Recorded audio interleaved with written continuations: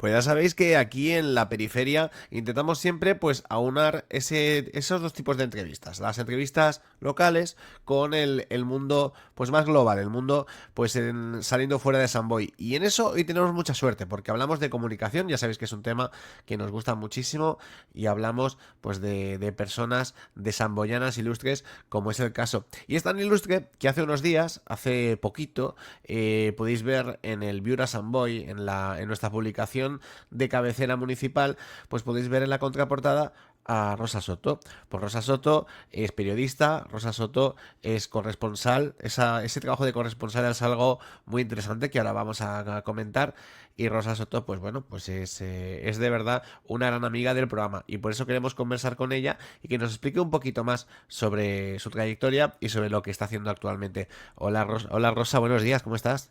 Hola, ¿qué tal, Isra? Pues muy bien, encantada de estar aquí, que me invitéis, que contéis siempre conmigo. Sí, hombre. Es una suerte, ¿no? Es una suerte tenerte. Y oye, qué chulo es verte en una contraportada del Viura Samboy. La verdad es que sí, no me lo esperaba, ¿no? El aparecer en la revista que llevas viendo desde pequeña, con información de tu ciudad, dices, Total, ostras, qué guay, ¿no? qué guay.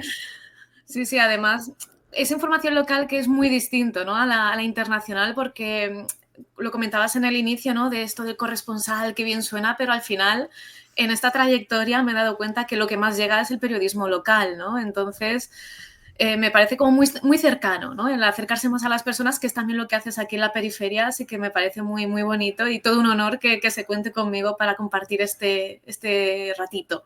Pues me interesa lo que dices. O sea, mira, has abierto un melón súper chulo ahora, que es el tema del periodismo local. Es decir, ¿crees entonces de alguna manera que las personas que nos dedicamos a eso del periodismo local tenemos, bueno, todo el mundo tiene responsabilidad con lo que hace, debería tenerla por lo menos. Estos días estamos viendo que hay quien no la tiene, pero es verdad que generalmente en el mundo del periodismo se debería de tener. Pero la pregunta es básica. En el periodismo local deberíamos ir aún todavía con más cuidado porque estamos cercanos a nuestros vecinos y vecinas. Pues quizás sí, porque en estos años que llevo dedicándome al periodismo, ¿no? He ido pasando de un medio local a uno regional, a uno nacional y uno internacional. Me he dado cuenta que el periodismo que más llega es el periodismo más inmediato, es el local, ¿no? Porque al final entras en los grupos de redes sociales de Samboy, por ejemplo, y lo que se comenta es lo que pasa, ¿no? A nivel local, de cualquier cosa. Por supuesto, se comentan también noticias de información nacional o internacional, pero lo más inmediato es donde la gente al final se implica más, ¿no? Yo ahora que estoy haciendo información internacional, tiene la responsabilidad, ¿no? Pero al final es información como más abstracta, ¿no? De un país dice tal, otro país dice cual, y la gente habla, lo comenta, pero no se siente como que le afecte realmente, cuando sí que, por supuesto, la información internacional afecta, Claro que ¿no? afecta, sí, sí. Pero a otra escala, ¿no? Y al final son estas pequeñas conversaciones que parecen como sutiles, pero no lo son, porque al final pues te va a afectar lo que pasa en tu día a día, cualquier decisión municipal o nacional, ¿no? Es más inmediato y de ahí la importancia de poner en valor también el periodismo local, que a veces parece como, uff, periodismo local, no, al contrario, es mucho más cercano y más inmediato y más próximo a las personas. Claro, entiendo de alguna manera que cuando tú vas a hacer una corresponsalía, cuando tú vas a, bueno, pues como en este caso que hace unos días has estado en el Líbano, de alguna manera estás en un sitio ubicada, pero tienes que establecer una especie de correspondencia con lo global. Es decir, tú estás en un lugar, tú puedes ver lo que está sucediendo concretamente en ese lugar, pero el relato o lo que nos vas a explicar va a tener que ver con unas estructuras mucho más amplias, ¿no? Claro, es uno de los temas que abordamos. Yo he estado medio mes en el Líbano cubriendo el actual conflicto, ¿no? Claro, cuando estás sobre el terreno, tú solo ves el árbol que tienes delante de ti, entonces necesitas la coordinación con tus superiores que están en la oficina, tanto porque yo dependo de la oficina de Egipto, en el Cairo, que es donde estoy Vale. basada, ¿no? Pero también dependo de Madrid. Entonces yo sobre el terreno veo el árbol, veo los temas que hay a pie de calle, pero desde la oficina central, por decirlo de una forma, ven el bosque, ¿no? Entonces, a la hora de configurar una información de este calibre, como es cubrir una guerra, se necesita por un lado, los detalles que te ofrece el terreno y por el otro, vale, pero ¿en qué contexto sucede esto, no? Por ejemplo, el cubrir la guerra en el Líbano ha sido complejo por varios factores. Por un lado, los permisos que necesitas para poder estar en el país ejerciendo como periodista, ¿no? Necesitas pedir permiso al Ministerio de Información, al Ejército, pero también hay zonas controladas por el grupo chií libanés Hezbollah, por lo tanto también tienes que pedir permiso a este grupo, ¿no? Esto lleva unos tiempos, unos trámites, un papeleo que dificulta el poder desplazarte a las zonas de conflicto, ¿no? Una vez ya conseguido, mi cobertura sobre el terreno ha sido la siguiente. La guerra no es solo bombardeos. Por supuesto, hubo un par de días que fuimos a sitios bombardeados por el ejército de Israel en la frontera en el sur del Líbano. Y estas imágenes lo que muestran es pues, el resultado de un bombardeo, ¿no?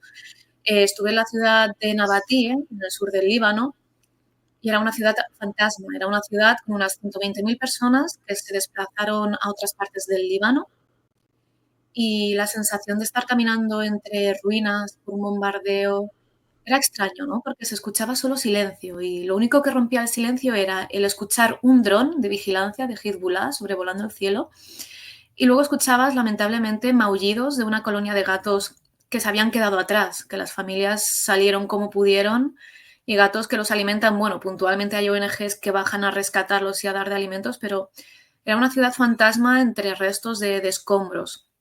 Y esto es una parte de una cobertura sobre el terreno, estar sobre la guerra. Íbamos con cascos, chalecos, y a los 20-30 minutos de estar allí empezamos a escuchar bombardeos y el fixer rosa, hay que salir de aquí, y cogemos el coche y bueno, nos desplazamos a zona segura, ¿no? Entonces, es una parte de la cobertura, pero lo que me gustaría añadir brevemente es que una cobertura de guerra no es solo estar entre escombros, porque al final, lamentablemente, la imagen es la misma, ¿no? O la historia. Hablar de una cobertura de guerra es hablar mucho más, es hablar de las personas desplazadas, hacer artículos sobre la situación humanitaria, sobre el derecho internacional humanitario que se puede estar vulnerando.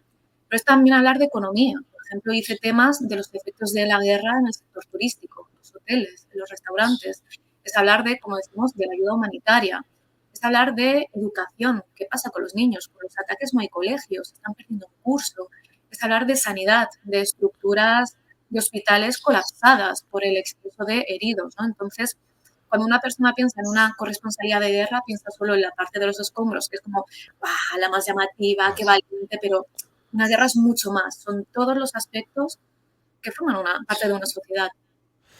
Pues estás hablando en este caso, dónde focalizas tu cobertura, en qué cosas te fijas, y creo que es muy interesante. Es una pregunta global, no hace falta concretar demasiado porque tampoco estaría bien, pero evidentemente, dependiendo bueno, quién te contrate, dependiendo qué periódico, dependiendo pues qué empresa pues te lleve, pues evidentemente tienen diferentes tendencias ideológicas, eso es así. También hay que contar con las ideologías de cada uno, que eso también importa, y la pregunta es básica, ¿los corresponsales que vais allí, todos sois iguales? ¿O podemos decir que cada uno ve una parte? Por ejemplo, podemos decir que en tu caso no añadiré mucho por tu trayectoria, por con quién trabajas, pues evidentemente era claro que lo que me estabas diciendo, pues me fijo pues en todo el tema social, cómo está, pues bueno, qué servicios sociales no están funcionando, qué cosa sucede allí, ¿no? Evidentemente, alguien que pertenezca a otro tipo de ideología posiblemente va a mirar más de cerca otros temas tipo económicos o macroeconómicos. ¿Eso sería así o más o menos los corresponsales al final sois parecidos? No, como bien dices, a ver, cada medio de comunicación tiene su línea editorial, que es la que marca un poco el Sí. enfoque, bueno, marca el enfoque de las noticias y quizás también el interés, ¿no? Entonces sí que habrá quien le preste más atención a un enfoque determinado político, ¿no? De etiquetar a determinados actores en el terreno con una etiqueta, a otros de otra, o habrá quienes se enfoquen más en contenido económico o más bélico, un contenido más duro, ¿no? de las armas que se utilizan o las vulneraciones de legislación internacional que regulan la guerra, ¿no? Sí que depende, pero luego al final cuando estás sobre el terreno y tienes que buscar temas, ¿no? Porque muchas veces es pensar qué es información, qué es informativo, qué es de lo que hay que informar. Estando sobre el terreno, te das cuenta que a pesar de estas diferencias, muchas veces, no todos o casi todos, pero al final los temas acaban siendo un poco los mismos, ¿no? Quiero decir, puede parecer que hay mucho de qué informar, que lo hay, por supuesto, como te decía, ¿no? A nivel humanitario, político, económico, social, hay mucho de lo que informar, pero luego vas viendo cómo las informaciones, después de pasadas semanas de conflicto, ¿no? Se van como, no sé si repetir es el término, ¿no? Pero ves que empiezan a parecerse mucho. Y esto empieza a denotar ya, por ejemplo, un agotamiento a nivel informativo de, queda mal decirlo en estos términos, pero siempre es lo mismo, ¿no? Desgraciadamente. Sí que hay, como te digo, entonces, para responder rápido, sí que hay una diferencia Sí. en función de la persona, en sus intereses personales, como yo digo, a mí me interesa mucho el tema humanitario y social, habrá quien le interese más lo político, más lo económico, también determina mucho la línea editorial del medio de comunicación, pero es cierto que transcurrido un tiempo de una cobertura que se extiende, es inevitable acabar repitiendo temas o compartiendo temas en el sentido de que al final se parezca, ¿no? Porque ya llega un momento que dices, ¿qué queda por explicar, ¿no? Desgraciadamente, entonces volver a hacer hincapié en esta es la situación, venimos de este punto, hacia dónde vamos, ¿no? Es un poco lo que nos encontramos después en conflictos largos. ¿Y alguna vez has querido mostrar algo concreto porque a ti te ha afectado especialmente, porque a ti te ha parecido importante y de alguna manera se te ha indicado, pues mira, esto concretamente ahora no interesa mucho? Pues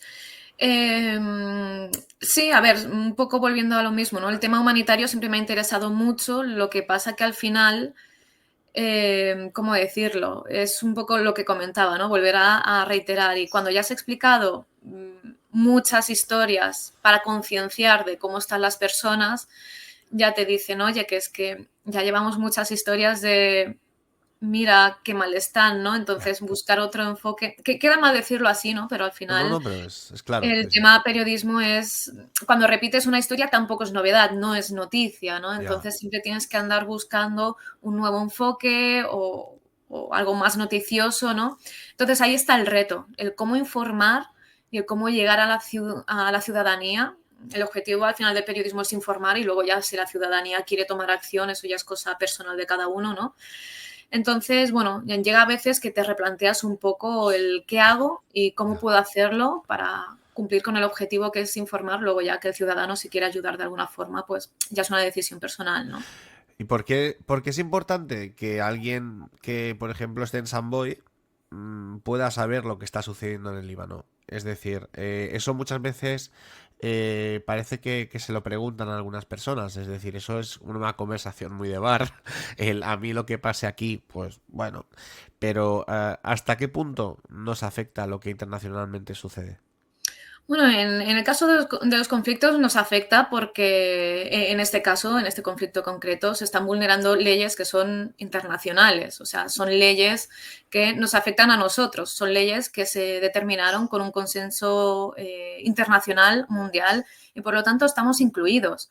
Si se vulneran en un momento determinado para determinada población, siendo egoístas, ¿eh? El siguiente planteamiento se puede interpretar como solidario o egoísta, pero si se vulneran para unas personas y nos da igual, ¿quién nos dice que en un futuro no se puedan vulnerar y seamos nosotros las víctimas, ¿no? Con el planteamiento egoísta, cuando hay gente que no quiere ver que debemos implicarnos en lo que pasa a nivel internacional, porque somos solidarios, porque somos seres humanos y porque se supone que estamos en contra de las injusticias, ¿no? Queda como muy idealista esto, pero yo creo que el implicarnos en una información internacional, en este caso de conflicto, no solo es la información dura de la guerra, sino quiénes están sufriendo la guerra, ¿no? Que son las personas. Y son niños, son mujeres, son hombres, son ancianos que están sufriendo las consecuencias de unas esferas políticas que, bueno, están utilizando la guerra para unos determinados fines, ¿no?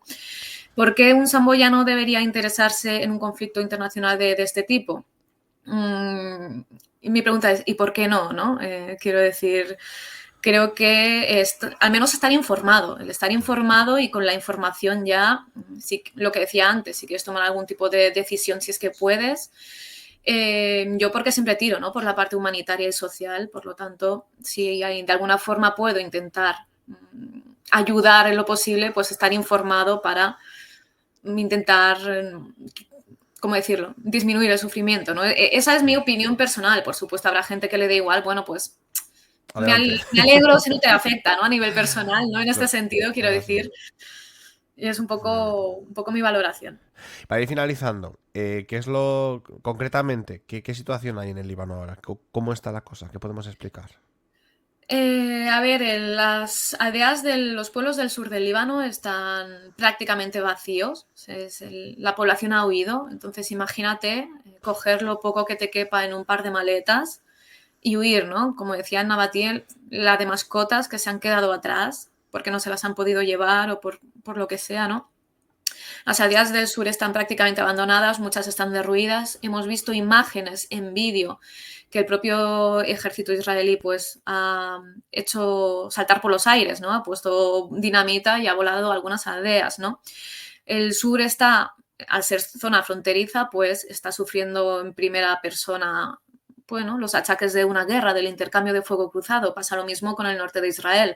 Muchos pueblos de la frontera del norte de Israel están siendo bombardeados por Hezbollah y muchos de los ciudadanos israelíes han tenido que huir también, ¿no? Hacia otras partes del país, dejando atrás todo lo que conlleva, ¿no? Por lo tanto, vemos que en las zonas fronterizas pues sucede esto, desplazamiento masivo de población. Y una cosa que me sorprendió mucho al llegar a Beirut, estuve en julio visitando a unos amigos, ahora he vuelto para hacer esta cobertura y fue muy llamativo ver las calles del centro de la capital, que es muy bonita, Beirut es muy bonita, llena de gente durmiendo en la calle, en tiendas de campaña, con lo puesto, con un par de maletas, muchísimas mujeres con niños, con ancianos, también hombres, ¿no? Pero alrededor de la mezquita central de Mohamed Amin, creo que se llama la mezquita, que está al lado de la Catedral San Jorge.